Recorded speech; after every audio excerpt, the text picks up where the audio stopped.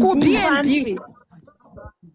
iwe Nesa vamhesa vakakuvenga vanocreatira nyaya saka saka tikuyepa here Nesa iwo uri kunzi pakararwa stand floor paakarara nemusikana wetizva wokutaura iwo hanzongona 96 ndo nyaya iripo pana musikana haana kutomborara nemusikana weti ari kuto nyaya dzodzo dzese ndedzekutonyepa uyu Nisanobs aitova nanonzi na 96 ukazoputsa glazi remutoileti rikatozara richinetsa hanzi wakavhunduka chirungu kariuyisa otichada kuti kwai yaya iye akavhunduka Alright, Nesa, ini na iko something for podcast yako wakati What do you mean? Kuti kwa imotoroti wewa uzvari. Bro, Nesa, chiwa urkunzi kwa yakandikuchizeti. Tatozvidarika kudhara, ndikabhura mishingo chara chinwani izvi, tatozvidarika kudhara izvi. Kana uchitoda explanation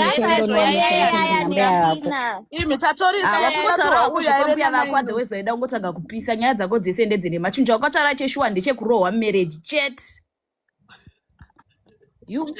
zvavandipa attention yachona zvamuri kungoramba muchitaura neni izvezvi ndakarara muri kufonerwa pami then who's winning who's losing if I wanted attention I got it tisiyana neni kunyepera musikana period kukupa attention yawaida ndotomukira rubbish wakakwara neglasi rawokunzi wakapwa nyeri kana kuti wakakwarawo nezvimwe iwe Tanatswa uri kutaura kuti iwe Tanatswa Nesa was saying kuti kwai chinonetsa after maendeswa kumabnb kwacho it's the abuse that you face after you say no abuse yeyi akasangana nayo Nesa abuse yeiti handi angatotudza zveabuse yachona maybe iyoyo abuse yekufundukachiutiatiamera But you say she was lying. Handi wakauya naTeresa uchida kuti arare naJamau here. Jamau akati Teresa haiti. Are you sure of the information that you are passing now? Anofarira honi 10. Are you sure of the information that you are passing now? I'm just asking. Ini ndiripo pakutaura shuwa. Ini zvandinoita ndinotobvuma. Kondinorambira zvandinenge ndabvuma. Zvandinenge nda Tanatswa aramba here kuti anga asiri kumahookups. Vanhu vari kubvunza Tanatswa kuti angainani Tanatswa anambobvira anambobvira aramba plus amuzati anga nani mugodi ratova drama ichikuruchazvide kuti ndandiripo ndakaona zvibvunzurudza kudaro kuti mugodi because Nesa akaunza life yake papodcast tinotomubvunza because she came to the podcast ndiakauya nenyaya dzacho because aida kuti timubvunze But I'm not muchikuvhunza chinwani handambokupindura mandidana Tanatswa kuti waive nani ikoko handi kuda kuti ataure kuti aive na 96 Tanatswa anambobvira Nesa madam makurasa nyaya Tanatswa madam sorry yenyu voice yenyu dari recognize ini now I'm here to support Nesa because makutom ataka kuti makushedza kuti azopindura chimbosiyai Nesa naTanatswa muringi vamwe vese imbonyararai siyai Tanatswa naNesa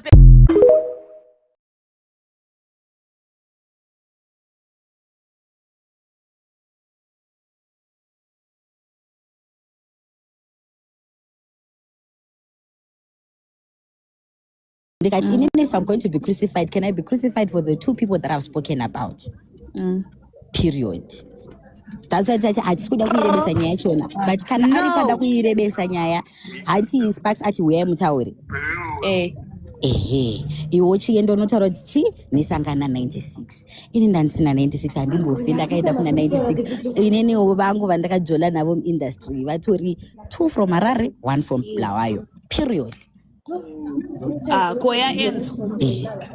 Enzo tikuda kuwanza nyaya tikuda kutaura nyaya ya uri kuramba ya 96 alright saka wakarara pai paBnB ndosika ndakubvunza kuti kurumu kweglass kwakarara ani nani ukapigona kupindura ipapo tigona kubetserana iwewe na 96 No man. Kana ndakarara na 96 saka musikana ngakapfeka short reblack necorset saka makachinja short zvamese white necorset yokarara na akaenda 96 kuti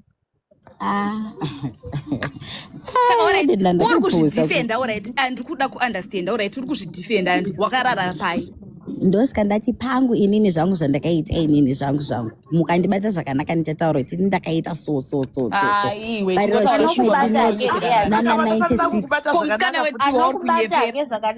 kutengera wig saka tichakubata zvakanaka kuti ataura kuti akarara na 96 ndichindarara na 96 kutaita siko ndishurira wewe aiwa musamutuka kuti isitoku hatitauri zvekutuka mese pana hapana nasiri sitoku panotoriwo sitoku yeumwe munhuure hapana siri hure sakamutoda kuda kuzange chihure cheumwe chabheti zvesitoku hatisi kuramba yese yaitovapo yaitova sitoku akatoya ari sitoku don't vulligate